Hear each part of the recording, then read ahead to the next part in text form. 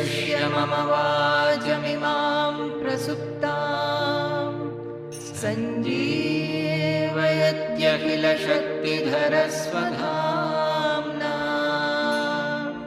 अन्यांश्च हस्तचरणश्रवणत्वगादीन् प्राणान्नमो भगवते पुरुषाय तुभ्यं प्राणान्नमो भगवते पुरुषाय तुभ्यं. They applied, they very eagerly they pleaded that please accept us. One was 84-year-old, another was 90-year-old, like that. So how do you balance a small girl, 17 or 18 years old, another old couple? It's extremely difficult to give anything like that. Not only that, both of them did not have any exposure to it, but their intention will be altogether different. We cannot speak like that. So instead we thought of having the morning sessions for the serious listeners, which will be open. There won't be any age limitation or anything. It will be open to the serious speakers. Will only condition that they have to attend all the classes. One or two, one may miss because of they have taken prior permission also, that they have some really urgent work. That is okay. But we want to ensure the eagerness. That was the point. Now in Bhagavad Gita we have a problem now. Last year we had taken up to the 28th. Up to 28th we had taken the Gunatraya. Now if I suddenly start from 29th verse, we cannot start. So we have to introduce the subject properly. I would try to do it as comprehensible as possible. Then finally move over to the remaining verses. I will start with the chanting and all. And I would like all of you to have the Bhagavad Gita. Whenever we are chanting the verses, you should also participate.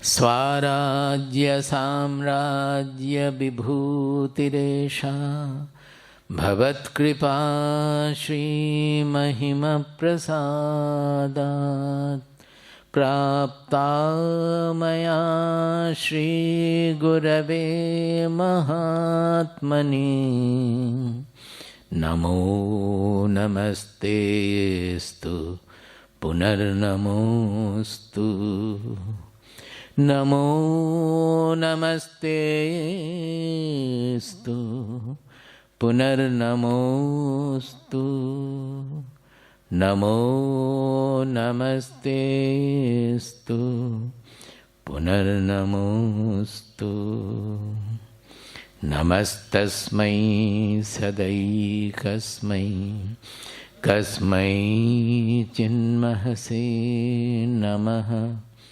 yadetad vishvarupena Rajate Guru Rajate Yadetad Vishvarupena Rajate Guru Rajate.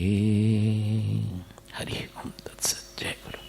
Now to understand Bhagavad Gita also, we have to understand the fundamental philosophy and the basis on which this Bhagavad Gita was created, either by Veda Vyasa or by Krishna, whatever. This Brahma Vidya, which is the knowledge of the truth of our identity, real identity or the self, which is the substratum of the entire universe, which we generally refer to as consciousness, but not exactly the consciousness the scientists mean. It is a little different from that. We will clarify it later. It was there in the Upanishads, and people used to go to the hermitage or meet some guru in the forest and learn under his tutelage, remain with him years, yugas after yugas also sometimes, years after years. to learn this knowledge, live this knowledge, and then perhaps some of them will become teachers. They will again dissipate the knowledge. So it was available for very few people, those who did not have any attraction for the worldliness, for the worldly life. It could be some of the people who were right from young age, they did not have the attraction for the worldly objects or worldly life. Very few like that would be there. So they, after studying in the Gurukula, there used to be convocation. When you have finished your study, there will be given the choice that those who like to follow the Guru's way of life, the teacher's life or so, they would be taking to Naishthika Brahmacharya. Nishtha means complete dedication, exclusive dedication. So exclusive dedication to Brahmacharya. They will not get married, they will not earn money, they will not have the worldly life. Very few were such people.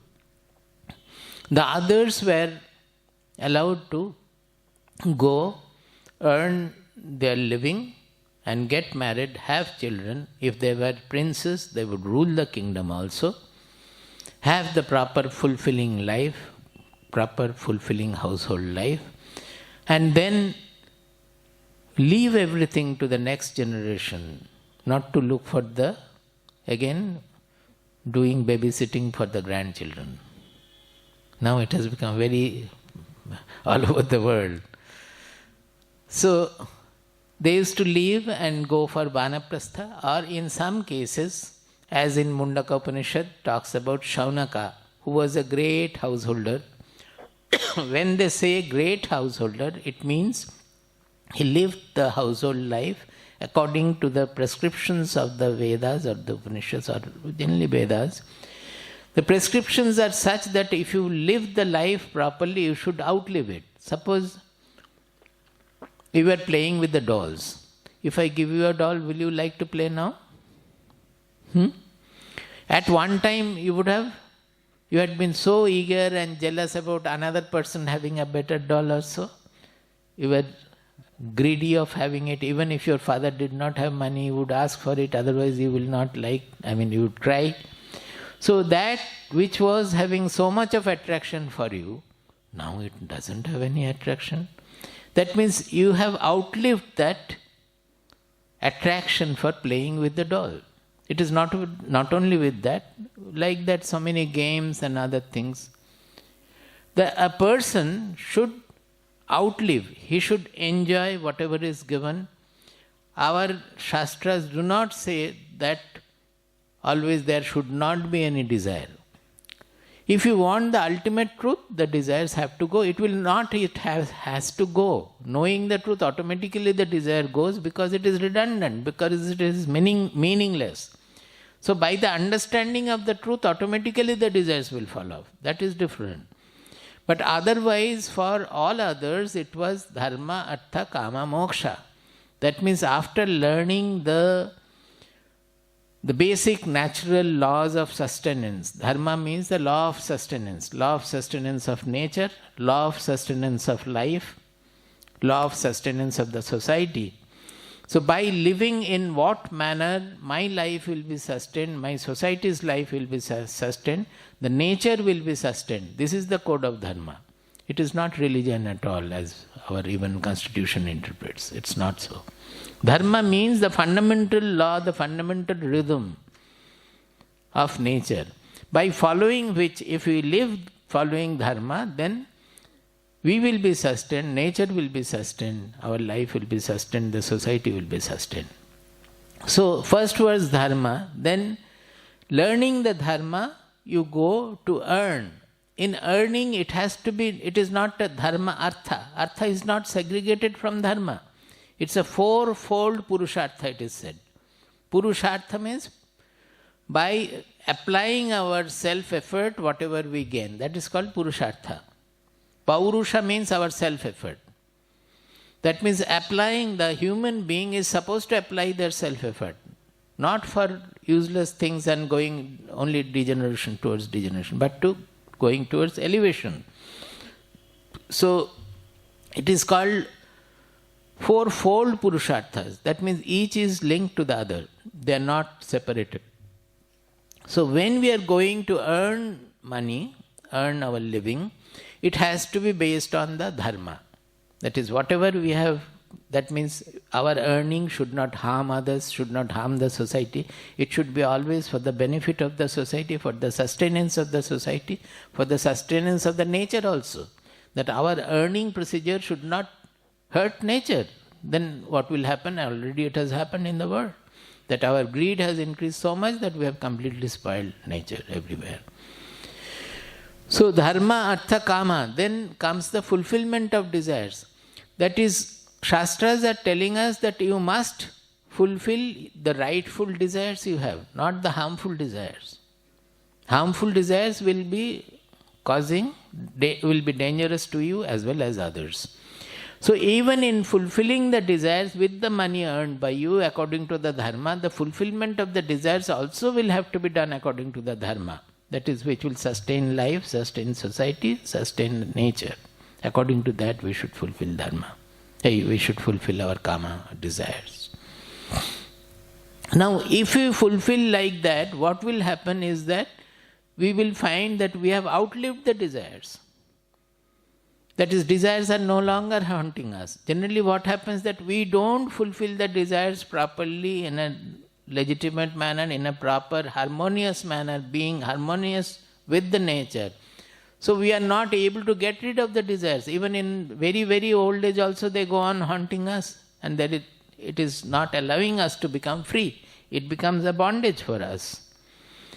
But the Shastras, what they are saying is that if you live like that, then you will be automatically rid of the desires. You will not have any worldly desire. That is what Mundaka Upanishad presents right in the beginning, that Shaunako Havai Mahashalaha. That he was a great householder. Shaunaka was a great householder. That means he lived the household life in a manner that he had outlived all the desires, the worldly desires. He goes, Vidhivat Upasannah, Angirasam Vidhivat Upasannah Papracha. He approached the Rishi Angiras in the hermitage. How? Vidhivat. Upanishads are very brief in that. You have to understand what they mean. Vidhivat means according to the Vedic prescriptions. How do we go to a guru? If you considered the knowledge of truth to be the highest in life, then how should you approach such a person who will give you the knowledge of the truth? Should there not be humility and absolute humility? So the Shastras say you carry some firewood in your arms or on your head and approach and be humble. Very humbly you ask whatever you have to ask and offer those firewoods to him, because they need the firewood for their living. So, what did he ask? This is what the way in the morning also I discussed. From their words we have to understand what is it. He asked, Kasminnu bhagavo vijñate sarvamidam vijñatam bhavati iti. Oh sir, oh Bhagavan, by knowing what, everything will be known. What does it mean? He did not go to Angiras to ask for more property or a better service or a higher remuneration or a very good children or grandchildren, nothing. He is asking by knowing what, everything will become known. Because in the dharmic lessons he has learned that knowing the Brahman or knowing the truth or knowing our real identity, there will be nothing more to be known. Our intelligence will be absolutely fulfilled. So he had only that desire left to know the ultimate truth. All the desires were already sublimated. So this is what is the outliving. Shaunaka had outlived his worldly desires and he was left with the desire for moksha, as you say, or for freedom or for the ultimate knowledge, which will give us the freedom from all bondages. With that he went. So immediately Angiras understands from his questions, from his approach, that here is a fit disciple, fit student, whom I can talk about the ultimate truth. And right in the beginning he gives the ultimate truth.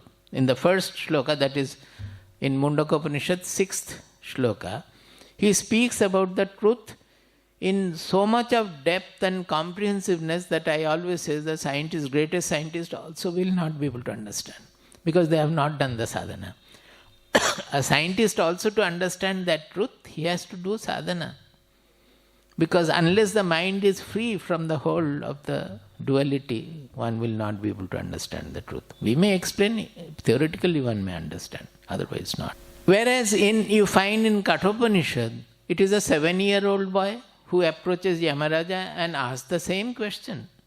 That what happens when the body falls? Some people say there is something, some people say there is nothing. That means he wanted to learn the truth which is not apparent to us, which is not in the body, which is something subtler than that. And later on, that is another question which people will find it very difficult to understand, that how thousands of years ago our people could write like this. The second question and the last question of Nachiketa is, Anyatra dharmad, anyatra adharmat, anyatra asmat krita kritat, anyatra bhutacha bhavyacha, yat tat pashyasi tad bada. Yamaraja was telling him so many things about life, about rituals, about this, about that, many things. Initially he tried to allure him with all kinds of properties, lifespan and whatnot, all those things, and found that he is not interested in anything at all. Then he started giving him instruction about how to lead a life of a seeker, etc. Nachiketa, getting impatient, he said that I am not interested in all this. You tell me if you know something like this. Yat tat pashyasi tad bada. If you see anything like this, you tell me. Anything like what? Anyatra dharmad, anyatra adharmat.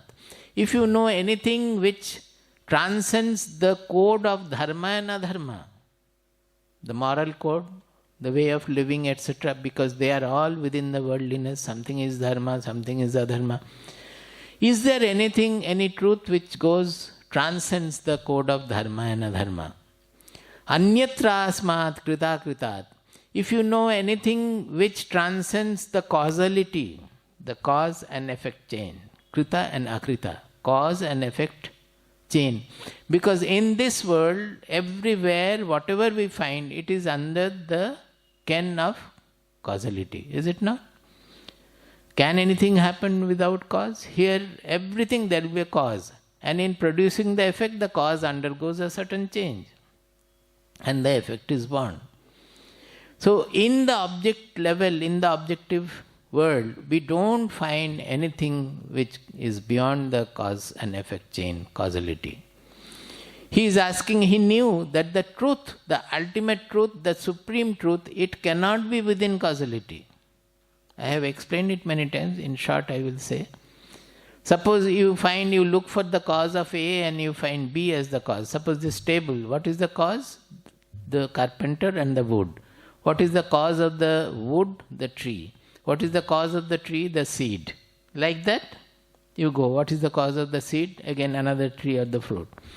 So like that, causality is there in everywhere in this. Suppose the light is coming from the sun. We are getting the light. What is the cause? The sun, the hydrogen in the sun. And by emitting the light, the hydrogen is getting converted into helium. So the sun is undergoing a change in that. In this causal change, whenever the cause is producing an effect, the cause is also undergoing a change. Everything is undergoing a change. So is there not anything? Nachiketa's point was is everything changeful, or we have something immortal, something unchanging behind this changing creation, changeful creation? So all this creation is linked by the cause and effect chain. Oh Yamaraja, if you know anything beyond that, transcending this causal chain, please tell me. That was his question. Anyatra dharmad, anyatra adharmad, anyatra asmat krita kritat, anyatra bhutat cha bhavyat cha, yattat pashyasi tad vada. If you see anything beyond the past and the future, bhuta and bhavishya, past and the future, you tell me. That means what? Beyond past and future means that which does not change with time, which is transcending time also. Because this time and causality are linked. Whatever precedes in time is called cause, is it not? Whatever follows in time, we call it effect. They are all together. So that truth which is beyond causality is beyond time also. Can you imagine the question of 7-year-old Nachiketa and the book which is thousands and thousands of years ago, written like this? So, and he is asking also which is transcending past and future. He doesn't speak about the present. Why? Because the limit of, those who know calculus, the limit of present is 0. Suppose you measure time to a very high perfection, say 10 to the power minus 20 second you can measure time. Then 10 to the power minus 20 second back is the past, and 10 to the power minus 20 second forward is the future, is it not? If you measure time still, say 10 to the power minus 100, so that much is the past and that much forward is the future. So where is the present? So when you, in calculus, if you find the limit of the present, it is 0. But there is much more, much deeper truth in that. The present is what he is looking for. That present means it is not a 0, but it is also infinity. It is the transcendental truth which is beyond time, beyond past, beyond future. And that is what our real identity is. That is what we are. We always think that I am getting affected, I am going to die, I am agitated, I am not peaceful, what form I will get. Always changeful, changeful. No, we are not like that. We are absolutely unchanging. Our real identity never undergoes any change. The moment we realize that, in spite of all the worldliness, remaining in, swimming in the worldliness, we don't get affected anymore. Spirituality means this unaffectedness in the world. That unaffectedness is natural. You don't have to argue with it and get the unaffectedness. Once we realize the truth, it becomes, you become unaffected by that. Because you understand that I am not, I am a revealer, that I in us, the consciousness in us, the Atma in us, that is a revealer of this changeful universe, changeful objects, gross objects, as well as the subtle objects of the thoughts in the mind, emotions in the mind. All these are revealed by the consciousness, the Atma, by the I we refer to. We are saying I, thinking that we have created a small egoistic identity around that I, thinking that this is what I am and it is different from all others. It is not that. When we discovered this transcendental identity that we really are, we feel that we are immortal. Because it is not undergoing any change with time at all. That is how the rishis in the years, they could sing. Shinvantu vishve amritasya putraha aye dhamani divyani tasthu. They called and said, oh, you all are children of immortality. How could they say? Unless he realized that he is immortal, can he address all the people as children of immortality? Saying that, he says that you are also immortal, but you, the pity is that you don't know that you are immortal. You can know, but you don't know. Shinvantu vishve amritasya putraha. You are all children of immortality. Aye dhamani divyani tasthu. We are all enamored of the devas in the heavens and all, according to the Vedic traditions and all. Oh, all the devas, you also here, because you are also changeful. You are also undergoing changes. That is also another world, if at all heaven is there. So actually nothing is mortal. Everything, all the mortality is floating in the immortal truth, and that alone is. How does he say that? Vedahametam purusham mahantam adityavarnam tamasah parastat. He could say, because he says, I have known. It is a statement of fact we should understand. It is not a philosophy, as people say Upanishads are philosophy. Upanishads are not a philosophy. Upanishads are statement of facts. They are record of the experiments done by our subjective rishis. The rishis who were the subjective scientists of our country. They have done the experiment going within. And whatever they have found as discovery, experimental discovery, experiential discovery, they have revealed in the Upanishads. It is not at all a philosophy. Philosophy has been created out of it later on in the various other granthas. But the Upanishads are straight away, they are revelation of the truth. He says that Vedahametam Purusham Mahantam. I am not able to see the clock. Can you give a watch here? It is up to 8:15, no? Because I have seen that Mahantam Purusha, that Purusha, generally Purusha means the I in us, that conscious entity in us. Generally we think that is going to die, that is going to change, going here, there, etc. That is the Purusha in the small sense, constricted Purusha. But when we really discover that Purusha, we understand that that is transcendental, universal. There is no two Purusha at all. It is one, and beyond one also it is transcendental. He says that I have seen that my real identity, that Mahantam Purusham, Aditya Varnam Tamasah Parastat, blazing like the sun beyond the darkness. It is not a physical expression, not physical darkness and physical sun.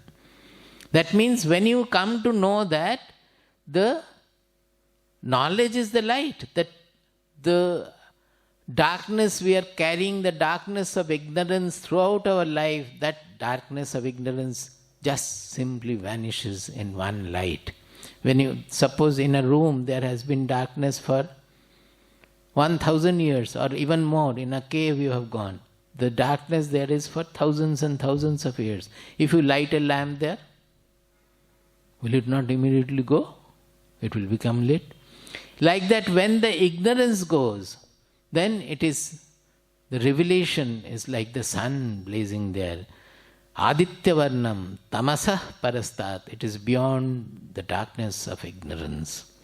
Tameva Viditva Atimrityumeti. Only by knowing that Mahantam Purusha, Atimrityumeti, we can cross over death, we can transcend death. We are always surrounded by death. We are afraid of death because we don't know what is death. So we will cross over death by knowing that we are no more afraid of death, no more afraid of any change at all. It goes beyond all the changes, all the transitions. Tameva viditva atimrityumeti nanyah pantha vidyate ayanaya. There is no other path by which you can become immortal.